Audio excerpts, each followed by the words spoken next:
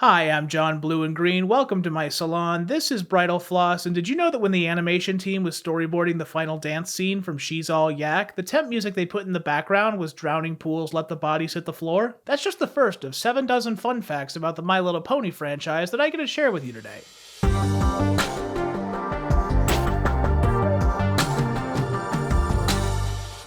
Did you know that Rarity, Luna, Granny Smith, Derpy, Minty, Wisteria, Ponylife, Spike, and all these other characters are voiced by the same actress? In this case, the incomparable Tabitha St. Germain. In Hurricane Fluttershy, Twilight asks Spike, "Does it look like I speak squirrel?" A line paying homage to voice actor Tara Strong's role in the Powerpuff Girls as Bubbles, who can in fact talk to squirrels. In Gen 1's My Little Pony and Friends, an episode called Fugitive Flowers sees a crustaceous police force trying to apprehend a gang of escaped convicts. Pay close attention to their leader, Captain Crabnasty. You might recognize someone. But ma'am, you've got to believe us. We were after them because we're police, and they are escaped convicts. That voice belongs to Optimus Prime himself, Mr. Peter Cullen. If you move over to the other G1 series, My Little Pony Tales, you may notice another familiar name in the credits. My all-time favorite voice actor, Kathy Westluck, is singing director. Speaking of which, did you know that her cringeworthy rendition of the Cloudsdale anthem was 100% improvised in one take? Or that the main six, the three Crusaders, Spike, Starlight, and Discord, collectively account for over 70% of all spoken dialogue? For more on that, check out my earlier video, Equestria's Next Top Motormouth. I've also mentioned before how writer M.A. Larson did not want to have his name attached to the episode Fame and Misfortune, because he didn't like several things about how it turned out, like how the town's ponies were complete jerks. In the MLP pitch bible Lauren used to pitch Friendship is Magic to Hasbro, there's a weirdly prescient section that predicts the existence of bronies over a year before the series debuted. That document has all kinds of fun info, like how Zecora was originally called Shaman during the pitch phase. A lot of characters' names changed between conception and release. Fluttershy's name was almost Posy after the Gen 1 Earth pony of the same name. That name would eventually go to everyone's favorite uptight G5 pony, or as my wife likes to call her, Flutter.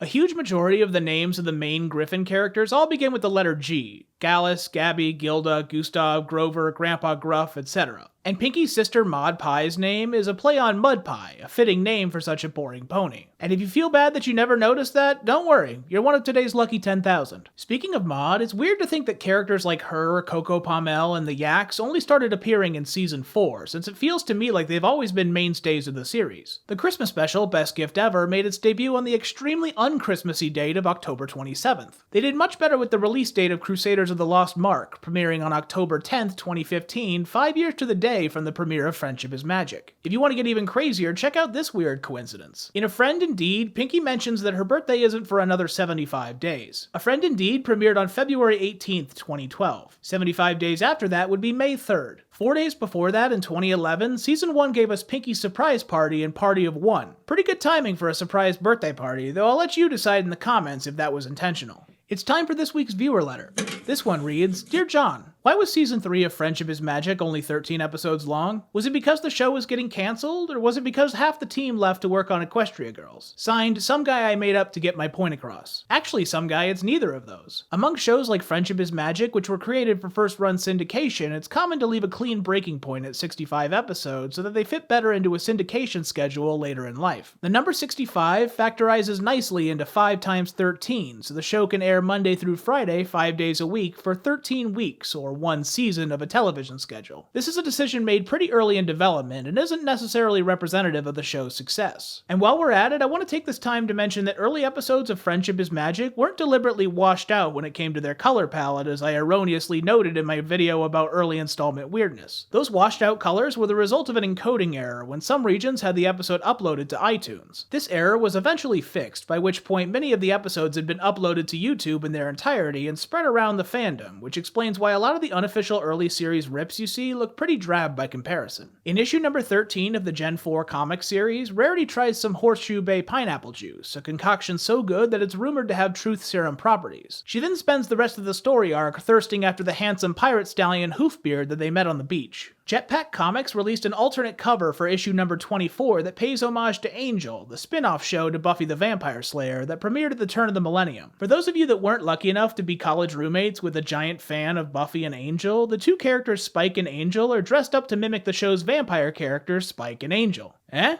See what they did there? There's also a blink and you won't have nightmares moment in issue number 3, where it's heavily implied that Krystal murdered this cute little dog thing right in front of the Cutie Mark Crusaders. The comics were brutal, but that's not the franchise's only run-in with horror. One of the only major celebrity cameos of Gen 3 was for Whimsy Weatherby, the fun-loving dragon voiced by Keegan Connor Tracy. She's been in plenty of other work over her career, though I'll always know her as Kat, the uptight workaholic career woman who meets an untimely demise in Final Destination 2. Sunny Starscout's VA Jenna Warren has a supporting role in the 2023 horror movie Thanksgiving as Yulia, a high school student who takes a corn holder somewhere it's not supposed to go. And Hitch Trailblazer VA James Marsden got his own scares in when he starred alongside the Proto-Sonic Abomination in the original reveal trailer for 2020's Sonic the Hedgehog. And finally, Rainbow Dash's loving, supportive mother was voiced by Sarah Edmondson, who spent 12 years as a member of a cult that she later publicly denounced, and whose testimony helped put its ringleader behind bars in the late 2010s. Wow, that killed the energy in here. Did you know that My Little Pony, the world's biggest tea party, exists? It's a live Gen 3 stage show that ran from 2006 to 2008, and it's perfectly insane for a group watch the next time you have some friends over. If you prefer your weird fringe MLP content more solitary, Calm.com hosted a 40-minute ASMR journey hosted by Sophia Carson in character as Pit Petals as she takes you through a day in the life of the pop star Pegasus. It's very soothing and one of the absolute weirdest things I've ever listened to. The undulate-based beat-em-up Them's Fightin' Herds began life as Fighting is Magic, a fighting game featuring the girls from Friendship is Magic, until 2013 when developer Main 6 received a cease and desist notice from Hasbro. Fallout Equestria is one of the most popular MLP fanfictions ever written, a work inspired by the Fallout franchise that at over 620,000 words makes it longer than the original 4 Twilight books put together. And based on how much my viewers have to say about it, I plan on reading over the summer. I'd also like to give a shout out to Sonic and the Elements of Harmony, a 2021 crossover game by Gokun-san 92 with controls and animations that feel charmingly similar to those from the Sonic franchise. In Tradia, Stellar Eclipse, the wheelchaired pony in search of oat burgers and antique chickens, is an OC developed by Sylvain Lavassier-Potelance, a fan with spinal muscular atrophy who got to voice his own creation thanks to the Make-A-Wish Foundation. Similarly, Swedish fan Luminous Dazzle won a contest to have her OC of the same name featured in a few episodes of My Little Pony Tell Your Tale. Big Mac is the all-time favorite character of Beatlinked, a longtime friend and video partner of mine who drew these lovely sprites as well as the assets for 80% of my thumbnails. And my OC Shuffle's favorite food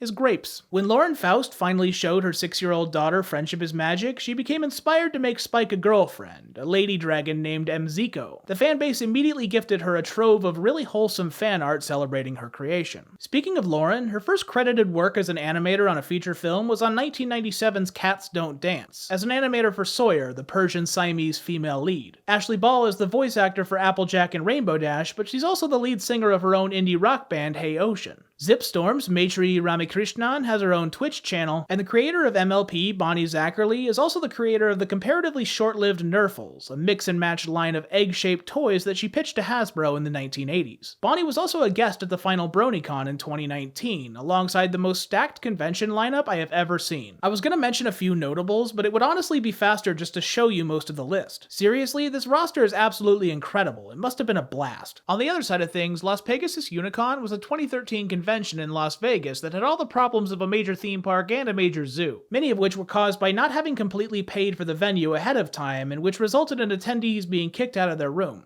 Ponyville Cider Fest 2023 had its own fanfiction-based ARG where you could enter codes found around the convention space and read several hundred short stories written by a small army of writers. You can hear more about it in my interview with the project lead on my 10,000 subscriber special, 10 Little Things. And no section on convention facts would be complete without mentioning My Little Millionaire, the single most impressive panel I have ever been to. It's an astonishingly faithful recreation of the 1998 game show Who Wants to Be a Millionaire hosted by Bobby Sees, complete with title cards, fastest finger questions, and actual commercial breaks. I wholeheartedly recommend it every time it comes to a convention near you. I'm a sucker for details. In the ancient station level of a Zephyr Heights mystery, the departure board contains Easter eggs for in-universe locations like Bridlewood, Niagara Falls, and Manhattan. When Twilight spends time with her niece in a flurry of emotions, keen observers will notice that the toy store sells plushes of the Paris sprites from back in Season 1. Even keener fans will notice that the piece Gabby writes for the quartet during The Fault in Our Cutie Marks is just the first couple of bars of the theme song. It took me way too long to notice that the Wonderbolt uniforms, which were designed by Lauren Faust's husband, Craig McCracken, and have different emblems for different members. Male Wonderbolt members are adorned with a lightning bolt with wings, while female Wonderbolt insignias don't come with the wings. In Fame and Misfortune, one of the town's ponies giving the main six a hard time has a cutie mark of a glass of water that is literally half full. Or is it half empty? When Chrysalis infiltrates Canterlot as an undercover photographer, the disguise she wears is a literal color negative of her normal black and green design. The franchise likes to sneak in fun color details whenever they can. Back in issue number 24 of the comics, Discord takes down the Egyptian god Anubis with the help of the Egyptian cat god Bast and her posse, who all share a color palette with the current day main six. Those 6 colors can be seen in the spools on Rarity's shelf when she sets down her friendship item at the end of Rarity Takes Manhattan, and then again on the edge of the pool Granny Smith is about to dive into in the final act of Leap of Faith. But sometimes, production gets more obvious with a lot of their hidden references. You may already be aware that the episode titled 28 Pranks Later is a fitting reference to The Perfect Film, Danny Boyle's 2002 zombie epic 28 Days Later, but far fewer people seem to catch the reference when Pound Cake walks on the ceiling, alluding to the baby crawling scene in Danny Boyle's earlier but equally as horrifying 1996 movie Trainspotting. I was insufferable in college. The Pony Life episode The Root of It sees the entire gang get the Rachel, a haircut from the 90s popularized entirely by Jennifer Aniston's signature bob in Friends. When alternate Applejack brings Twilight up to speed on the alternate timeline in the season 5 finale The Cutie Remark, there's a blink and you'll miss it ponified poster referencing Rosie the Riveter, a cultural icon intended to inspire women to assist with the war effort during World War II. Discord's plaid flight trail in What About Discord is a reference to the Spaceball 1's ludicrous speeds in the 1987 sci-fi parody Spaceballs. Made in Manhattan sees 3 references right in a row to the Peanuts comic strip. The design of the stall selling friendship advice bears a strong resemblance to Lucy's therapy stand. A stallion walks past wearing a shirt with the same pattern as Charlie Brown, and even the exasperated way Rarity shouts good grief. In several episodes, you can see Spike lounging around the castle reading a comic book that looks an awful lot like Archie and Jughead on the cover. Friendship University